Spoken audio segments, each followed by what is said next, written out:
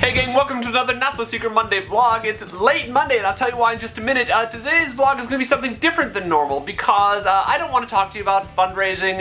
It's been so many weeks that I talk about fundraising and it's got to get kind of boring for you guys. And this has been a month off, we haven't had any new videos, so there's nothing really entertaining. But today I want to do something that I have never done before. I want to give some advice. And partly because I have people asking me advice, like real advice. Somebody will be like, I want to ask a question. I'll be like, okay. And then they'll ask me like a really important question, and so I'll have to give like my best answer. And I want to share those with you as long as I'm giving them out, because I think the questions I'm getting are things that maybe you will relate to, especially since a lot of my audience is younger, and those of you who have already been through some of the questions that I get can also put in your opinions and advice in the comments. So I think it should work out just great. But before we get to that, so exciting, we did it! I'm a semi-finalist in the Yobi TV film category. Now, I'd already been a finalist with Smiley Town for the Yobi TV Laugh contest, but now we got the Evil Baby Orphanage is a semi-finalist, and I need you to vote this week. Like, it's only 1 week's worth of votes, and we gotta beat out 20 other people to become finalists in the film category. And if we did that, we'd be finalists in the film category and the laugh category,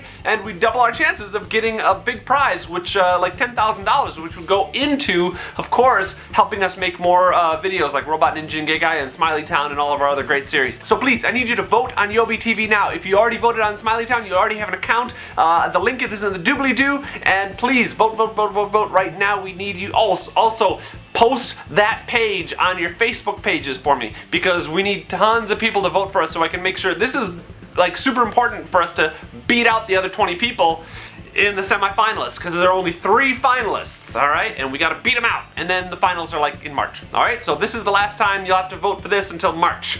And then big votes, okay? Okay, so advice. So I got a question recently from a young fan who really wants to pursue filmmaking in college. They want to go to a college for filmmaking, but their family found out and said that they will not pay for school if this person won't go to school for something more practical, and so they're out of luck. They feel like they can't pursue their dream and their passion just because their parents won't pay for school. And they asked what I thought about that.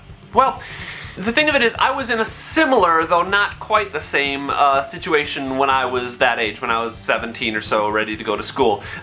Here's the thing. First thing, talk to your guidance counselor in high school. The guidance counselors at my school were so incredibly helpful and helped me because I actually was on my own. I was kind of kicked out of my house, and they helped me get into a place where I could actually put myself through school. Because there are a lot of options as far as student loans go, for federal student loans and other aid, so that if need be, you can put yourself through school, alright? So what I ended up doing was I declared independent status, which meant that my parents had refused to assist me in my schooling. And so this allowed me to have access to some federal loans. I think they were called the Pell Grant and Stafford loans, that otherwise would not have been available to me. Although the important thing to remember is I still left school with about $40,000 in debt. So there's that, okay? Now, the other thing I would have done if I'd have known any better would have been to spend 2 years in a community college or a smaller state school before going to, what for me, the University of Minnesota Twin Cities, huge campus.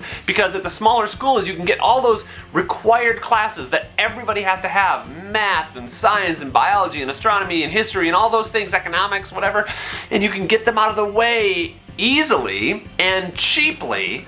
And then you transfer those credits over to your school, where all you have to do then is the courses that interest you, your film classes or your theater classes or your whatever you want to do classes. And so that it saves a lot of money on that end if you can get those required courses out of the way early and then transfer them. Just make sure that your courses are transferable. So that was basically my advice to this person. Do you have any other insight as far as what you can do if your parents refuse to put you through school? What do you do? Do you give up on your dreams? No! Never give up on your dreams, ever, please. There'll be plenty of time for that later on. For my American viewers, happy Thanksgiving this week. Rob and I are going to stay home. We can't afford to go on a trip home to see our family, so we're going to stay here and make Thanksgiving dinner, and it's going to be delicious. Alright guys, that's it. Take it easy. I will see you guys next week. Have a fantastic holiday, or a regular week if that's all you got. Bye-bye.